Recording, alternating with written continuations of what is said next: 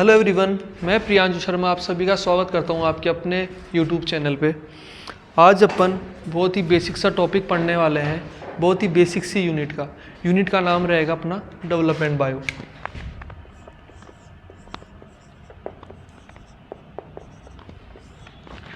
Dave bio short में बोलते हैं इसको अपन। डेव बायो के अंदर अपन क्या पढ़ेंगे, जो बर्थ से लेके डेथ तक की जो भी प्रोसेस है एक लिविंग ऑर्गेनिज्म की, वो अपन इसके अंदर पढ़ने वाले हैं। क्या बोला मैंने? बर्थ से लेकर डेथ तक की ये जो भी प्रोसेस है अपन डेवलपमेंट बायो के अंदर पढ़ने वाले हैं। मतलब बर्थ हुआ, बर्थ से जो भी डेथ तक की जो भी प्रोसेस है वो अपन पढ़ने वाले हैं। इसके अंदर स्टार्टिंग के अंदर अपन छोटी सी एक सेल के बारे में देखेंगे, स्टेम सेल, जो कि स्टार्टिंग के अंदर आती है। इनका जो डिवीज़न होता है वो हाई होता है और ये अनडिफरेंशिएट मैनर में काम करती है। क्या बोला मैंने? अपन पढ़ने वाले हैं स्टेम सेल। स्टेम सेल है। स्टेम सेल के अंदर मैंने क्या बोला, इनका जो फंक्शन होता है, फंक्शन ये अननोन होता है। अननोन इसलिए होता है क्योंकि अनडिफरेंशिएट सेल्स के कारण ये अनडिफरेंशिएट सेल्स होती है और इनका डिवीज़न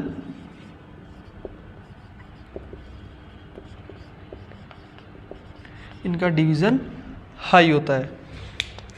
ये stem cells self renewable state के अंदर भी काम करती है, मतलब ये खुद की जैसी स्टेम सेल्स भी बना सकती है।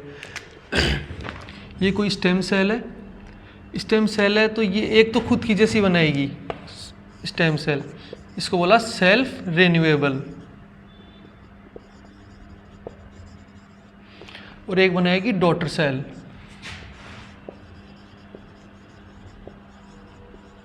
और इसको प्रोजेनेटेड सेल्स भी बोलते हैं।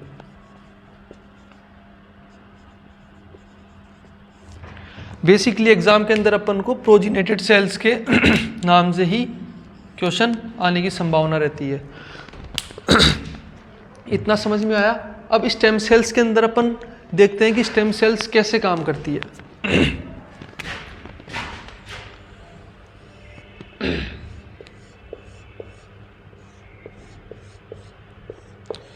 ये स्टेम सेल है और ये एरिया क्या है, जहाँ पे स्टेम सेल रहती है उस एरिया को बोलते हैं स्टेम सेल निक एरिया। इसको बोलते हैं स्टेम सेल निक एरिया। ये इस निक एरिया के बाहर आके ही खुद का फंक्शन गेन करेगी। क्यों गेन करेगी? ध्यान से समझना। इसके अंदर कुछ पैराक्राइम फैक्टर्स होते हैं जो कि इसको काम नहीं करने देते हैं। जो ये पैराक्राइम फैक्टर्स होते हैं ये इसको काम नहीं करने देते हैं। ये दो ही कंडीशन में काम करेगी, या तो ये पैराक्राइम फैक्टर हट जाए यहाँ से, या फिर इतनी दूर चली जाएगी पैराक्राइम फैक्टर के आसपास भी नहीं हो, तभी ये काम कर पाएगी। इतना समझ में आ गया होगा आपको। अब ये बाहर आएगी डिफरेंशिएट मैनर के अंदर और अपना फेट गेन कर लेगी। जैसे पैराक्राइम फैक्टर से दूर आते ही ये खुद का फेट गेन कर लेगी और खुद का फंक्शन गेन कर लेगी। ये पैराक्राइम फैक्टर इसको खुद का फंक्शन गेन करने नहीं देता है। ये बात याद रखना। कुछ पैराक्राइम फैक्टर्स होते हैं, ये मैं आपको बता देता हूं, जैसे mRNA और प्रोटीन, और भी बहुत सारे कुछ पैराक्राइम फैक्टर्स होते हैं जो कि इसको काम करने नहीं देते हैं। अब स्टेम सेल्स है। अब स्टेम सेल्स के अंदर कुछ पोटेंसीज भी अपन को देखने को मिलती है, वो अपन देखते हैं।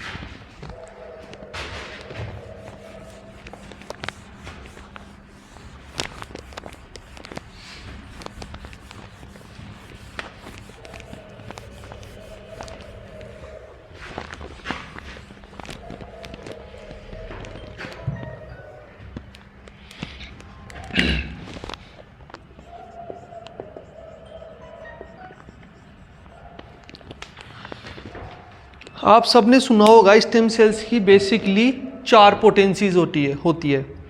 टोटिपोटेंसी, प्लूरिपोटेंसी, मल्टीपोटेंसी और यूनिपोटेंसी।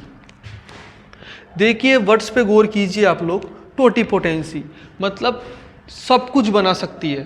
टोटिपोटेंस टोटल, टोटिपोटेंस टोटल, टी टोटिपोटेंस, टी से टोटल, सब कुछ बना सकती है, इसको बोलते हैं टोटिपोटेंसी। ये हुआ फर्स्ट वाला टोटिपोटेंसी।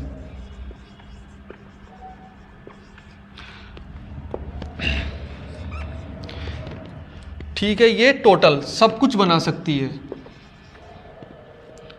ठीक है, उसके बाद आते हैं अपन सेकंड नंबर पे, प्लूरिपोटेंसी।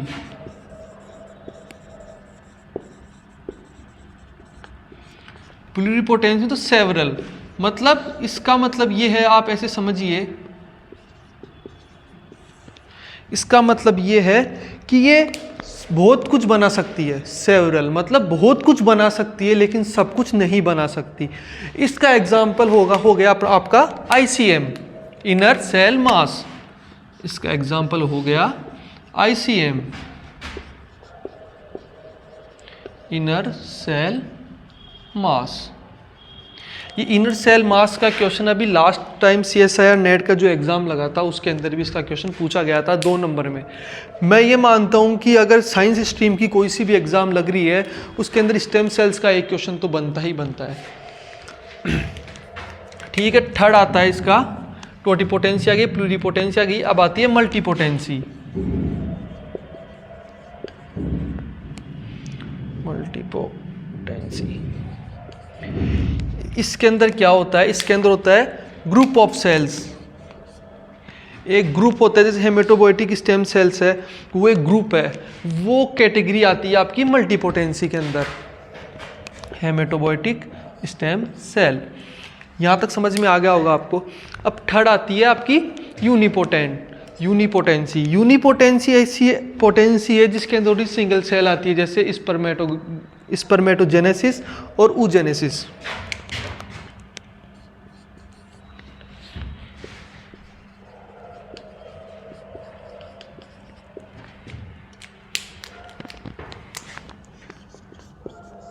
स्पर्मेटोजेनेसिस और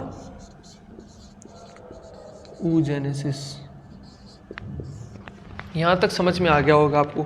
देखिए अभी तक अपन ने क्या पढ़ा, स्टेम सेल है, स्टेम सेल्स अनडिफ्रेंशिएट मैनर में काम करती है, इनका फंक्शन अननोन होता है और ये बहुत ही हाई डिवीजन में काम करती है। स्टेम सेल्स की अपने कुछ पोटेंसीज देखी, टोटिपोटेंसी, प्लूरिपोटेंसी, मल्टीपोटेंसी, यूनिपोटेंसी। टोटिपोटेंसी के अंदर अपन ने देखा कि टोटल सब कुछ बना सकती है, प्लूरिपोटेंसी के अंदर सेवरल बहुत कुछ बना सकती है लेकिन सब कुछ नहीं बना सकती, ऐसे याद रख सकते हैं इसको। इसका एग्जाम्पल हो गया इनर सेल मास। और मल्टीपोटेंसी का हो गया हेमेटोपोइटिक स्टेम सेल एग्जाम्पल। ये ग्रुप ऑफ सेल्स होती है, एक ग्रुप ऑफ सेल्स को अपन इसके अंदर रख सकते हैं। और यूनिपोटेंसी सिंगल सेल्स की होती है, जैसे अपन मान सकते हैं स्पर्मेटोजेनेसिस और oogenesis। यहाँ तक समझ में आ गया होगा आपको। अब एक बस इसके 2 टाइप्स और है, वो और अपन देख लेते हैं।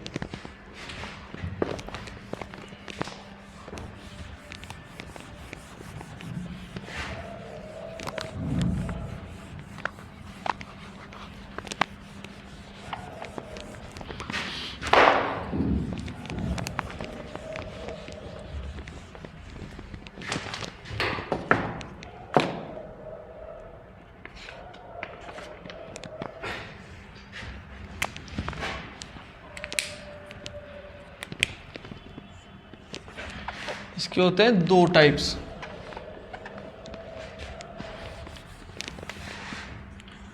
एक होता है एम्ब्रियोनिक स्टेम सेल, एक होता है adult stem cell. Embryonic stem cells के अंदर बेसिकली क्या आता है? एम्ब्रियोनिक स्टेम सेल्स के अंदर आपका आता है प्लूरिपोटेंट वाला जो पोटेंसीज थी वो।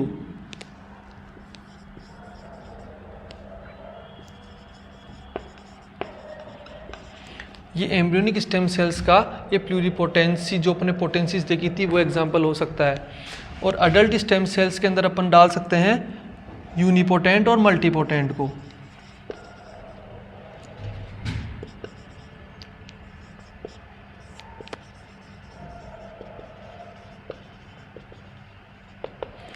यूनिपोटेंट को और मल्टीपोटेंट को। इसका प्लूरीपोटेंट का मैंने आपको क्या एग्जांपल बताया था, इसका मैंने आपको एग्जांपल बताया था ICM इनर सेल मास, और इसका एग्जांपल क्या बताया था मैंने आपको, यूनिपोटेंट का बताया था मैंने आपको स्पर्मेटोजेनेसिस और oogenesis, और मल्टीपोटेंट का मैंने आपको बताया था हेमेटोबॉयटिक स्टेम सेल। यहाँ तक समझ में आ गया था। अब ये प्लूरीपोटेंसी है, कुछ पैराक्राइम फैक्टर से ये वो मेंटेन होती है, जैसे OCT4 लिख ही देता हूँ इधर,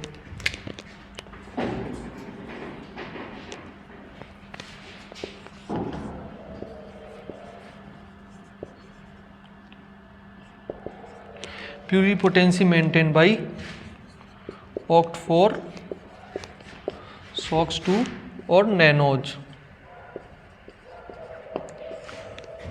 इनसे ये मेंटेन होती है। तो आज की क्लास में अपन ने स्टेम सेल्स के बारे में देखा। इसके आगे अपन और भी बहुत कुछ देखेंगे। कल से अपने रेगुलर लेक्चर्स आएंगे, तो आप चैनल को सब्सक्राइब कर लीजिए और बेल आइकन पे क्लिक कर लीजिए, और वीडियो पसंद आए तो वीडियो को लाइक कीजिए, कमेंट कीजिए, और अपन कल नेक्स्ट लेक्चर देखते हैं। Thank you.